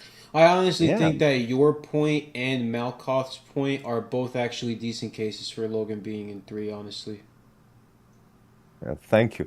Because like I'm definitely less experienced in PvP than you guys, like Marine and even Lucy, but I'm trying to rank characters on their accessibility as well as their strengths. And for Logan, if you get if you play him on manual, you can do what Lucy says. And if you get like at least a 4-star artifact, you can do that in addition to pick up a value out of his artifact. So I do think that Logan is ranked a bit higher than Surfer, or at least I would rank him. Then on the 4th place comes Silver Surfer, and on the 5th place is of course Adam Warlock. Adam Warlocks with brilliant CTPs of Conquest that are really tanky have actually surprised me even in timeline battle. You know, like when I play, I usually do autoplay and I watch how my team performs, and I do switches like Colossus, Agent Venom, Sentry, Null, whatever. You know, depending on what's banned and what's not. And I've seen like Adam Warlock's not by himself, of course, but they can like really, really dismantle my teams for some reasons. It's insane. Like I'm facing, let's say, Sentry, Colossus, and Adam Warlock team. This was like a few months ago, and then my Nulls and Sentry kill their Sentry, but then they're all debuffed, and then Adam Warlock just one-shots the remaining HP they had from the Sentry fight, with the second skill, and then he uses the fifth skill, completely debuffs me, and my null or sentry, I don't know, I think it was null because it was immortality. He starts walking left and right because he's debuffed, and he doesn't even manage to take one life from Adam Warlock. So I do think that Adam Warlock still has quite the value in PvP, not necessarily in timeline battle, but in these random, not random, but where you do autoplay, so Otherworld battle, arena, those that what's it called? Yeah, in team battle, yeah, he definitely packs a punch. So I Yeah. completely agree with your list. It's definitely what I would rank as top five, but I would just switch Wolvie for Sentry and Silver Surfer. Everybody's now recommending to build Sentry and Null for good reasons, but they're forgetting characters that are also really good. It's just they're completely being overshadowed by the Titans that are Sentry and Null. Totally Like, but agree. Surfer, Logan, or Wolverine, and Adam are still really insane Yeah. characters.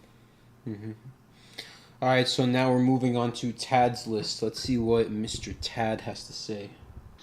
So my top one, it's obviously going to be Sentry.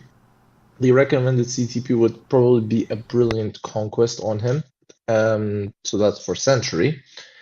As for the second, it's obviously going to be Null. For Null, I would probably use a Mighty Greed. That's what I use, and I've gotten some solid performance. Though some people may not agree with that, which I completely understand. But from what I've experienced, I've seen that Mighty Greed has given me some good results out of it. The next one, it is going to be for the third one, it's going to be Logan, Wolverine. Wolverine can be really good, and he usually one-shots characters with his fifth, and that's speaking from my experience. Now, obviously, I'm not the best in PvP, so my experience may differ, but that's talking with a normal energy, sometimes taking on some brilliant conquest nulls in some cases that I have had in timeline battle, even sometimes in team battle arena. Yeah, and also So with Wolverine, he does come with hybrid value with his newest uniform. He can use Rage, Energy, or Destruction and do good in either mode. exactly, that's also a solid point where he would be used as a hybrid for World Boss Legends. And Yeah, for and PvP, there is a lot of whales who will use Wolverine as an ABX striker with brilliant energy because he is actually better than Ghost Rider or Black Widow for the Order instinct tunes. yes, that is also a correct fact on that as well. So that is for my third. As for my fourth, I'm going to put Silver Surfer, mainly because of his reflect. So when he goes and dies, when he comes back straight away, usually the nulls and the sentries that I play against instantly dive with their second. And because he has his reflect ready, then he usually insta-kills them because they go on their second directly. As for the CTP, personally, I have an authority on him, which is really bad. So I would not recommend authority. But the one that I had a better experience with was a Mighty Conquest. So I would probably recommend a Mighty Conquest. He's one of the few characters that can use a Mighty Conquest. So I'll give a Mighty Conquest to Silver Surfer. The fifth character that I have in mind, it is Adam Warlock. For Adam, he's really good, even without a CTP right now with me, and he has a mini rage because I'm still trying to re-roll for a proc obelisk until I get an energy for him. With a mini rage obelisk, he still performs very, very good in most scenarios, which I really, really like. As for the CTP that I would give him, I'd probably give him something like either an energy or a conquest, preferably a brilliant. If I had to guess, a mighty energy could work, but I'm not 100% sure on that. But I know that a brilliant conquest and a brilliant energy can work on Adam. Yeah, I forgot to So mention that Brilliant Energy is great on Adam. By the way, I want to see anybody put Mephisto in that fifth spot. I dare you. I dare you. For my I sixth would spot, I it would is put going. I would put magic over Mephisto. Hear me out. I have a very good sixth spot Okay, player. go, Tad. Go. All right, for sixth spot, it is going to be Mephisto. Ah, No, I'm kidding. I'm kidding. I'm Like kidding. like I'm Mephisto kidding. is like I I'm I kidding. I think he is overvalued, to say the least, in PvP. in I Like haven't PvP. seen many, way overvalued. I agree. not seen many tests with him. I was waiting on Marin to test him, but he got very unlucky with his second potential. So that was something. He was getting so unlucky with his potential. Like Yeah, I was like you guys, spamming Tad with rage. He was actually texting me. He's going to be like, my head is going to be placed in a jar 1,000 years later, and then I will get his potential. It was so bad. I tested Mephisto with mm, greed, brilliant refinement, brilliant conquest. He's like I don't know. He's You not tried that all good. of them except his recommended one, which for Mephisto is actually authority to a complete shock. Yeah, because I do not have brilliant Needs authority. it. I don't think many Yeah, has it. Mephisto is kind of like what is it? He's kind of like Thanos. He needs damage reduction desperately. Yeah. For my sixth that I'm going to put, it's probably going to be Apocalypse for me. Because, oh, yes, you would need a 4-star, 5-star artifact for most characters, but so far from what I have seen, Apocalypse with a 3-star and no CTP, he's doing quite well for Team Battle Arena. He usually dies a lot, but in the rare cases, he does actually perform quite good, and that's without any build on him. I do not have anything on him, just a 3-star artifact, and I don't even think that I have an obelisk on him. So it's completely stripped with nothing. With just a 3-star artifact, and he's still performing quite well from my personal I think experience. Apocalypse is great. He's really good, especially since I don't have anything on him. No Odins, no Ooze, nothing. Absolutely Problem nothing. I with don't. like sixth and seventh slot is that like there is a huge like discrepancy between first two characters, Sentry and Null, and the next three characters, which are we all agreed. Well, we didn't hear Lucy, but like Wolvie, Silver Surfer, and Adam. Adam. And Yes. then the final two will also have huge discrepancy between the first two, but also the next three characters. So this is why when I rank PvP characters, I usually only go to top five because after top five, like we can probably reach consensus at top five, but at top seven, there's going to be, a wild Deadpool appears, Oh, That Apocalypse is Magic, true. you That know. is oh no, true. not Deadpool, please, not Deadpool. Yeah, but you remember that there was a time when people were hyping up Deadpool that if you Oh, give him a max build, brilliant conquest, and max team up collection, and blah blah blah, he can kill sentries, in it his old wasn't build. even max build. I mean, let's For the last one that I'm going to put, um, honestly, I have nothing in mind. The only one that I can think of that comes to mind is Ghost Rider, Yes. but I know I'm surprised you didn't many stick of you. him in sixth. Ghost Rider, honestly, I know that many probably you might disagree with this, but I'm speaking from experience, and he's the one that I have built like more than the rest. And honestly, I've seen Ghost Rider kill many people, and he only has a 4-star artifact, and 4-star artifact with a mighty rage. Yes, a mighty rage. And he was performing very, very good in Team Battle Arena. Putting Ghost Rider 7th because from my personal experience, he's been very, very good. I do not know if you guys are going to agree with this, but again, this is just from a personal perspective, and this is because I do not know that much about PvP. I usually just No, go that's message completely fair. Marine. I just go message Marine, please help me out, help a brother out. And then he just sends me some list. And also, something to note is Ghost Rider, you do typically want to pair him with Nick Fury in PvP for the incapacitation immunity, because Null will remove his buffs via incapacitation, which interrupts his skills. But with Fury, it prevents that, so he will not get interrupted. It's why the most common Ghost Rider team in AC is Wasp Lead, Fury, and Ghost Rider.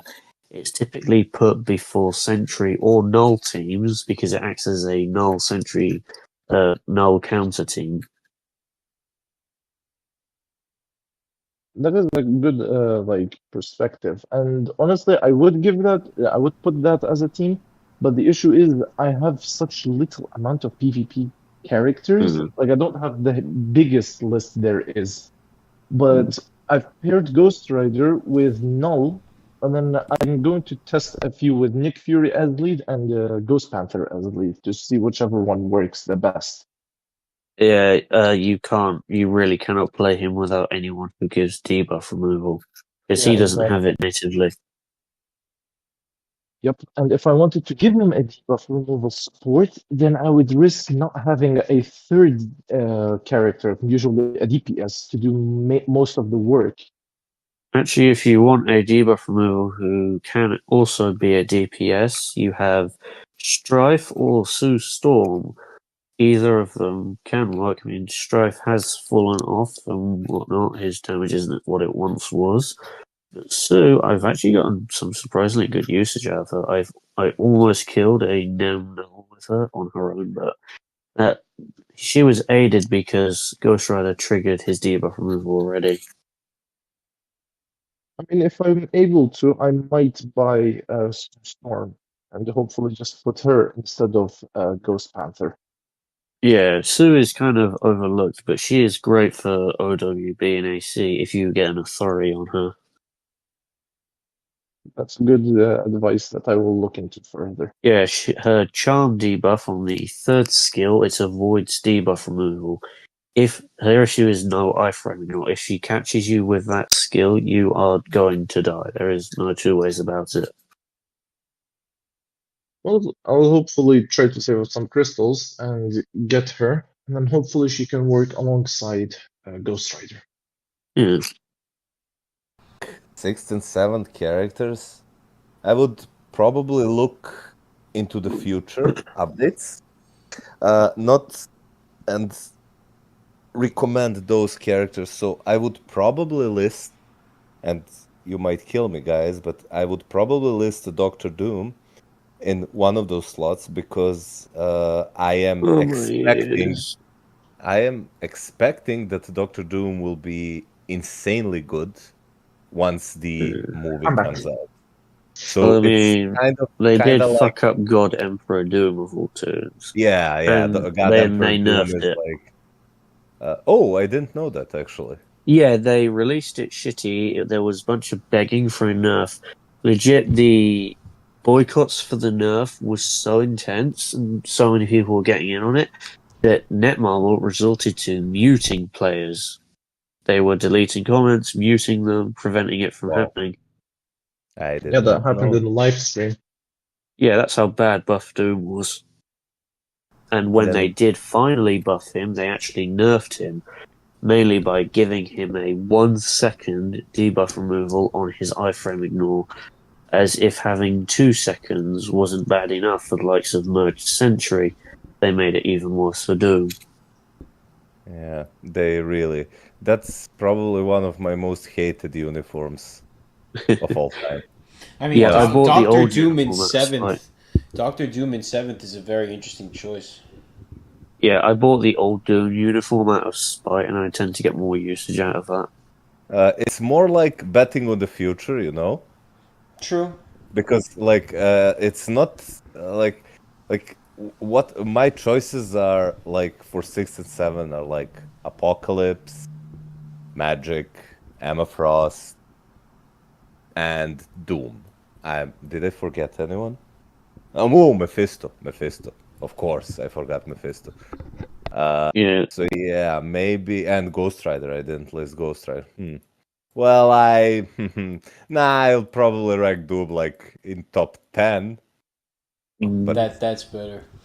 yeah, I would probably rank Doom in top 10, but I don't think I would rank him in top 7. Yeah, top 7 is kind of pushing it, but yeah, top 10 Doom for future value, hopefully.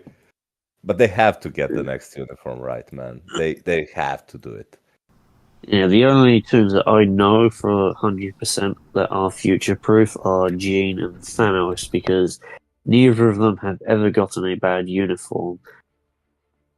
That's true. That's true. Yeah, there might be others, but I don't remember anyone else who hasn't at least once gotten a bad uni. Uh, has anyone gotten a bad uni? Uh, not that I. Well, Strange's uniforms were kind of good, right? Every single Yeah. one of them. Yeah, although apart from his latest hero uni, that one, well, Yeah. it was basically nothing compared to it. It was no Yeah, that's improvement over that's the old that's uni. true. That's true. Yeah, That's I true. thought that his spacesuit uni was actually really good for PvP, and then PvP meta changed, and Yeah, I then remember they, that Strange was PvP meta. That was fun. he was great. He was great, especially with authority. He was fabulous against Thanos. It was amazing. But Mm.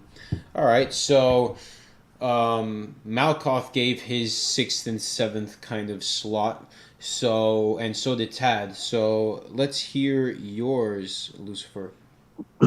Well, I mean, the kind of obvious number one is going to be Sentry for the reason that his damage, even when Null has Team Up and Agent Venom, Sentry actually has a higher damage output than Null does. That's something people forget about. Uh, Also, he has a lot more heal. He has it on two separate skills.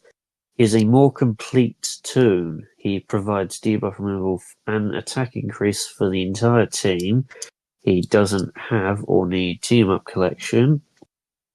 Uh, Despite his defensive issues, he does great with greed, even without supports. He is not support dependent.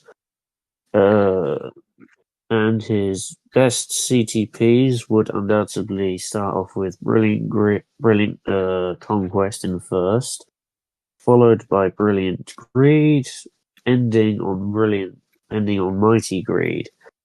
I say ending because I mean you can stick an energy on him, but it's kind of just if you want more damage, but more risk, more reward. And Yeah, the reflect Mighty negation Conquest. is important, but if you need like Yeah. raw damage, like Greed's 150% proc sometimes is just not enough. Yeah, and Mighty Conquest, as I've said in the last debate we did, is complete enough to trash, and I will Yeah. shit on anyone who recommends it. No, I agree totally.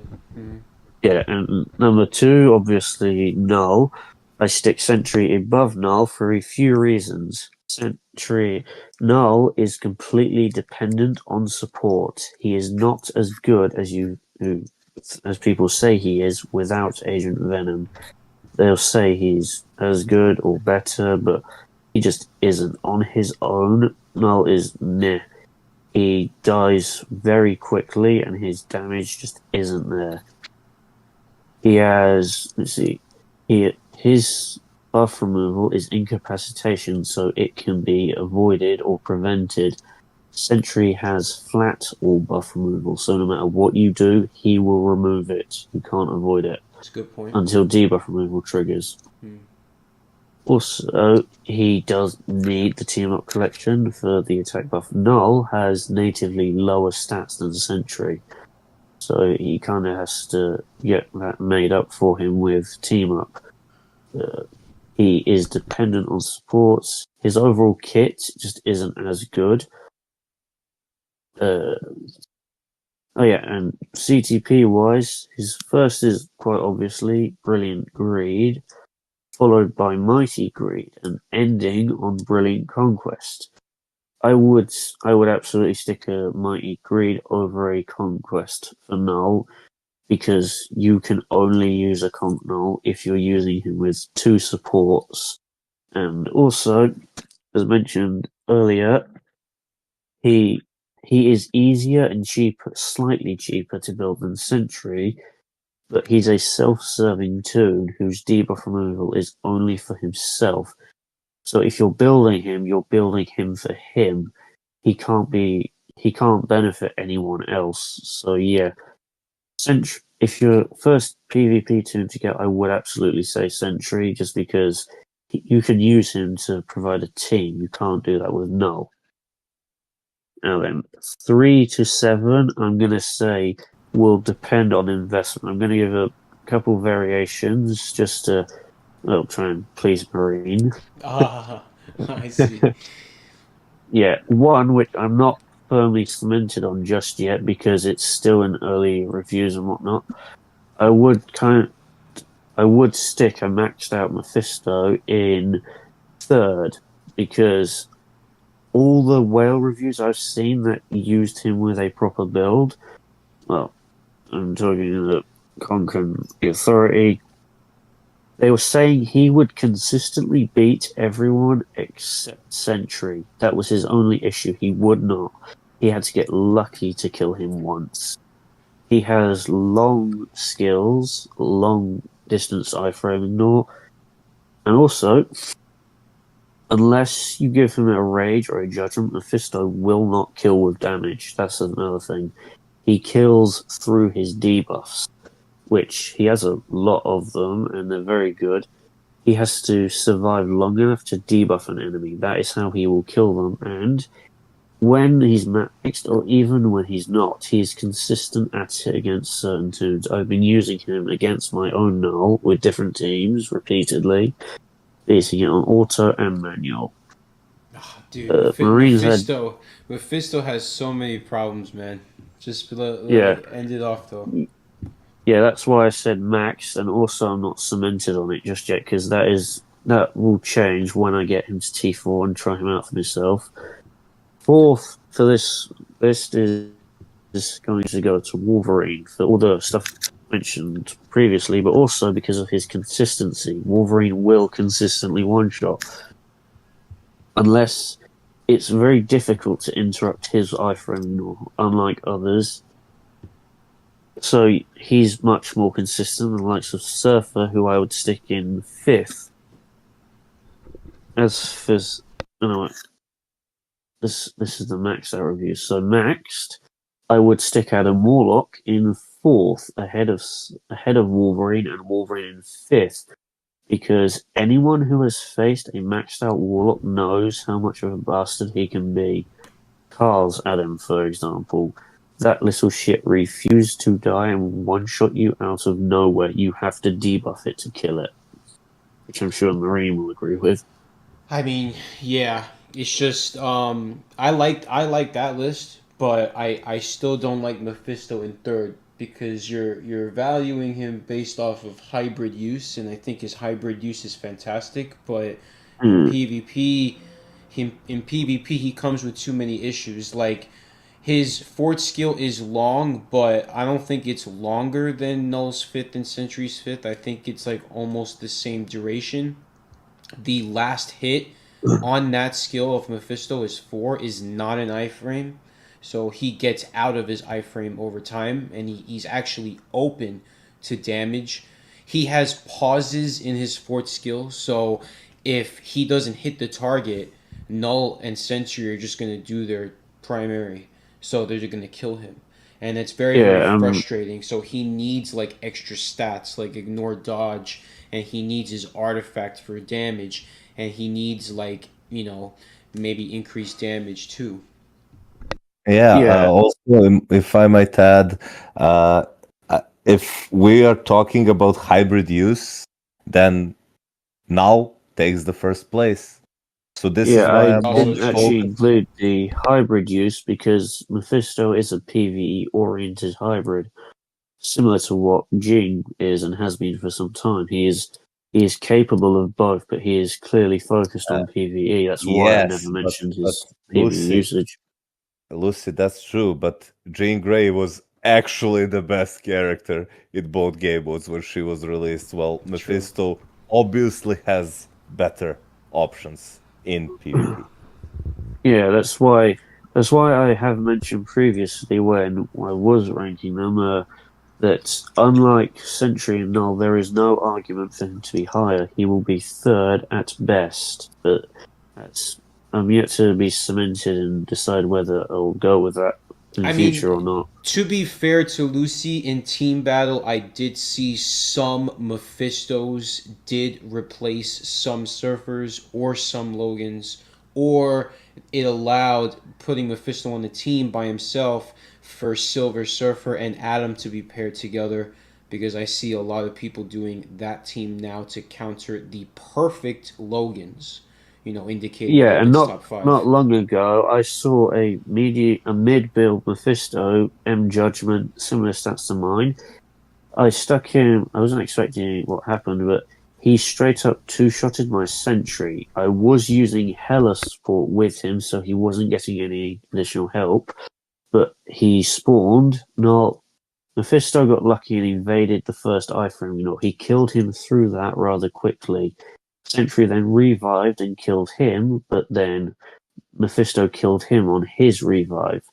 I've only seen that happen a few times, but it does happen.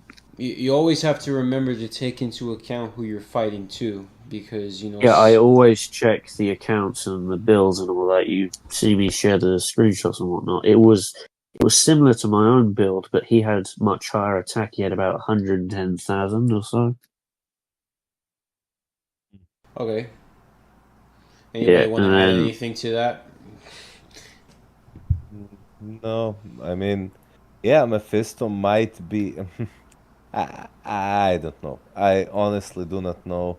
Uh, I like when the character is really good in PvP nowadays, it's almost instantly obvious. Yeah. It's almost instantly obvious, and Mephisto definitely isn't one of those characters. Like Logan will, in my book at least, forever be better character for PvP than Mephisto. For multiple reasons. Easier to acquire, easier to build, more abusable on manual play. Like he just doesn't require specific CTP. He actually can use different CTPs and still get some kills. Like he's an amazing striker. So yeah, I'm not so sure about Mephisto. Maybe I'm wrong. yeah. There's only a few of the old players that I know who have actually said that he's top 3. There's not a lot of them, but there are some of them, and I know that they're reliable because they've helped me a lot in the past. That's why I'm not firmly going to say that he's top 3 just yet. This is right. I would maybe rank him at about Apocalypse's rank. Yeah. Just for now, I'll stick him like on par with Adam Warlock. Maybe slightly better in some instances if he gets lucky, but yeah, those are generally third and fourth, at least for maxed out builds. With when I get into lesser builds, it'll be different. But in fifth, we'll go Wolverine for the stuff mentioned previously, consistency, great performance, and all that. Sixth is where I'll stick Silver Surfer because he just is completely dependent on really good builds. He's not noob friendly whatsoever, and he just needs too much for what he gives back. And then tied with him for sixth, I would actually stick Ghost Rider because even though you can't use him against Sentry, he is incredibly consistent at just getting rid of Null's immortality and even killing him in a lot of instances. Not all because he can be interrupted, but one of my primary TVA teams now is Sue, Adam, and Ghost Rider. Ghost Rider gets rid of Null's immortality, and Adam is usually the killer. Not always, because Adam can be a bit iffy with what skills he does, but he will most of the time get the kill. And I think that was 6. Yeah, 6 and 7. Everyone is tied somewhat between Ghost Rider and Surfer is just I get much more consistency out of Ghost Rider than Zerfa. Well, Ghost Rider is an amazing character, and he's super cheap, and he could be Hmm. paired even without debuff removal sometimes because he's protected by iframes. So Hmm. it's just depending on who you face. Mephisto, I just think has, I think his leadership holds him back because he can only apply to villains. I think that, any non-elemental damage or like all attack damage supports kind of hurt him a little bit. He needs more heal, I think. Like with Yeah, that, like his fourth skill heal is okay, but it's not even he as just isn't potent. tanky enough to utilize it. I think even Jean, like it's very similar to Jean Grey's heal, but I don't even think it's Yes, as potent as Jean Grey's heal. I think Jean Grey's heal is yeah, better. Jean's heal has always been better than Mephisto's. It's the same, but it's slightly worse. She was really good with it because she was tanky. The thing is, I think with Jean, I think if she gets hit, the heal gets stronger. Whereas I think They both have that they both effect. have that. All Uh, right. yeah, as they receive damage, they get more heal. Difference is Mephisto's heal cap goes up to 50% with how much he gains. Jean goes up to 100%. Yeah. So I yeah, mean, it's.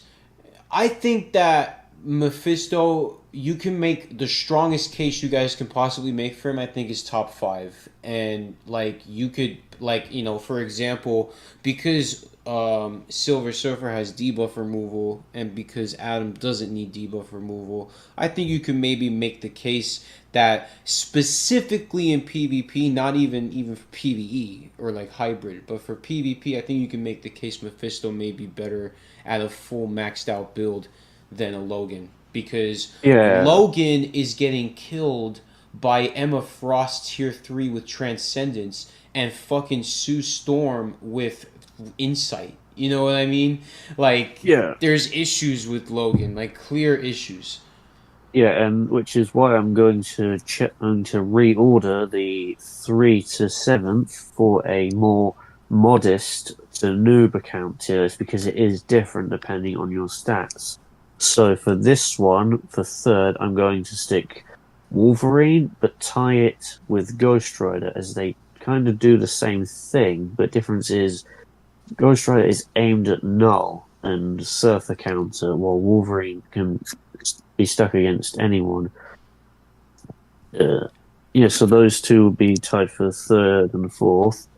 Fifth, uh, ooh, fifth is where I will stick Mephisto because my one with a shit build, next to nothing before I even completed his ISO set, was consistently killing my own Null, which anyone who's seen it, I've stacked both Null and Sentry. They have fairly equal build. Null having slightly better, but that's luck based.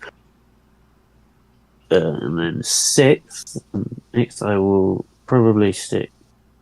Yes, sixth, I will stick Silver Surfer. Over Adam Warlock? For that player? Actually, yeah, I would because, and then Adam, I would stick in seventh because I bought Adam. Well, I mean, he's one of my all-time favorite Marvel characters. I bought him full price. I didn't bother waiting an extra month for discount. I bought his uniform full price. I gave the fucker 20 Odins. I've tried every CCP on him. I got his artifacts twice. They were actually my first artifacts, which was dumb luck. Yeah, I've tried so much and so many different things on him, and despite all that, I just don't think he's as good as he gets praised without a max build anymore because they nerfed Pierce, which severely wounded him. For the whales, they didn't notice any difference. But for anything less, he just wasn't working until I was losing so much trying to make him work. It wasn't until I removed him that I realized he was the issue. I feel like that's just gotten worse over time. He's just not as good as he gets some praise for. A maxed out one can arguably be top 3 no matter what, because he is seriously an issue, but anything less than perfect, he just isn't as good as he gets praised for. So I would stick 7 6 and 7 between Adam and Surfer. I'm not really going to try to say who will be better because it depends more on the mode. You can get better use out of Adam in TBA, AC, but you can get better use out of Surfer in OWB and TLB. So it's kind of 50-50 between the two for who's better on a low end account or medium. Interesting. Yeah, so the like top 5 usually consensus reached with one slot maybe being flex, and then 6th and 7th are like, yeah. Yeah. Everybody has their own preferences, opinions, but I do agree that Ghost Rider definitely deserves top 7. Yep. Just because how flexible he is, and one thing I want to add on the Mephisto being top 3, top 4, top 5 doesn't really matter, is that for him to be ranked at that place, you need to give him a full PvP build, which in return will mean that you're losing, quote unquote, an exceptional PvE character. I actually wouldn't say he needs a full PvE build because a few of the people who did give me good reviews on him, and even my own, they've been done with rage and judgments because a lot of people are. I mean, even a couple conquests, less of those because people aren't bothering to try it, but he does do good in PvP with a rage and a judge. Better with Rage because it does have the super guard break immunity, but his 5th rank will last about the same time as Sentry Null's 5th, and then he will instantly do his 5th before Sentry Null attack again, often debuffing them, and then I'll swap to manual and I'll finish them off. That's what has been happening a lot. Yeah, so just to go back on it, a maxed out tier list that is still subject to change. First, you got the 2 Sentry, then Null, and then Mephisto, Adam, Wolverine, Ghost Rider, and Surfer. And then for the lesser, lower end or the medium accounts, Wolverine, then Adam, Wolverine, Ghost Rider, then it was then it was Mephisto, then Surfer and Adam. So it's different depending on your account investment. Yeah, definitely. But again, it just depends on what accounts you're going to face and how well built that Mephisto could be. Because for each one of the tier lists is going to be a different scenario. Like, for example, you could see someone put Mephisto as a top 3 because he has Mephisto built to the brim with max HP, everything, brilliant CTPs, all that. And then you've got the other group that puts him at like top 10 because they do not have him that well built, or they're seeing these reviews because the reviews, there hasn't been that many, honestly, for PvP. I'm talking about for PvP because people mainly just focused on wanting to see if he's a low-key replacement for Alliance Battle, which he was. But then after that, they kind of just ignored the PvP side of him. Yeah, it also so that everyone gets different results. Where, like, for example, for me, Mephisto is consistently and rather effortlessly dispatching any null I face, besides the really tanky ones. The ones who he can't kill are fast enough before they get super guard break immunity back from the CTP after their debuff removal is off cooldown. But for the weaker ones, he's killing them rather effortlessly, while Marine is having a different result. He is killing sentries, but isn't killing nulls, which is the reverse for me. Yeah, it really relies on each one's builds and tests and the accounts that they really face, which is why we see this fluctuation between Mephisto, where some put him at top 10, top 3, etc. Yeah, and also something else, Mephisto, he's not a team killer no matter what you do. He's kind of like a new Wolverine. He can kill almost anyone. He does have counters, but he can kill. He just you should not expect him to do more than kill 1 or even 2 opponents, because that's as far as he's going to get. And some people are expecting him to do more and just saying he's worse because he can't do it. Those people that expect more shouldn't really try to place like their own rankings, because honestly, him being able to kill 1 or 2 is good enough on it that he was not mainly made for PvP. Like, it's Yeah. shocking to see that he's able to kill at least even 2 in a team. Like, sure, Yes. 3. Yeah, that's more aimed at, because he doesn't have debuff removal on his skills. He's not like Sentry or Null. He can't remain on Exactly. field. Yeah, he can't stay on field indefinitely. And also, that plays a factor in his consistency. If he had it on his iframe Null, it would be more effective for him. Similar to how it Absolutely. is for Sentry and Null. They have Invincible on their iframe Null, they have debuff removal on it, and it is far more effective on them. Not Mephisto has it as a passive instead, so he has to get hit before it triggers, which can affect whether or not he gets interrupted. Yeah, exactly. It really relies on how lucky you can get, because if you get hit, you're going to need to hope that Mephisto is fast enough to react and not get stunned or interrupted, and then he can kill at least 1 or 2.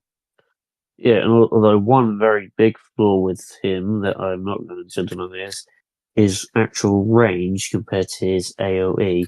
His full skill is the only one True. with the long range and and big AoE.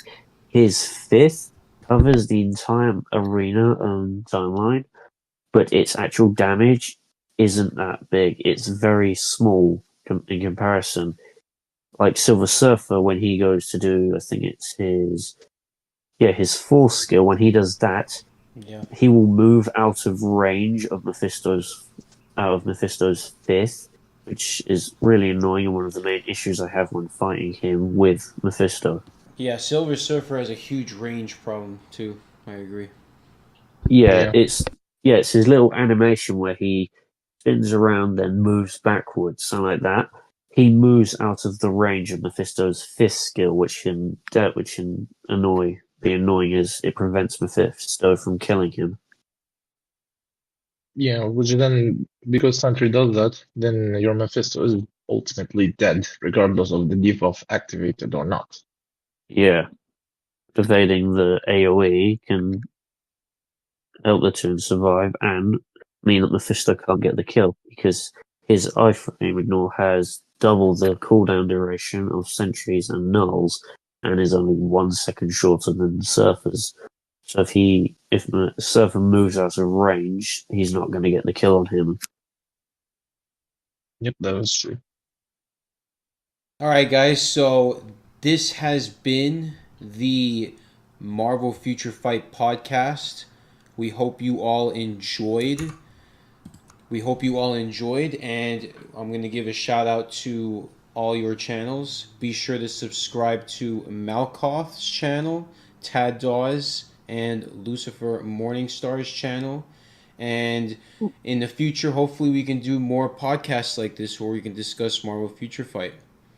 This was really pleasant, and I do hope that more content creators, if people find this helpful, that more content creators will engage in similar fashion, talk about problems and of the game and ways to improve the game, guiding players on what to do, talk about the meta, because people are maybe building characters without knowing why are they building them. So giving people proper advice is something that will hopefully make those players keep playing this game and keep the game alive. Yep, Yeah. we're changing MFF culture one step at a time, guys. Thank you all for being here. Yeah, Thank you very much fun for to do. having us here. Looking forward to the next one.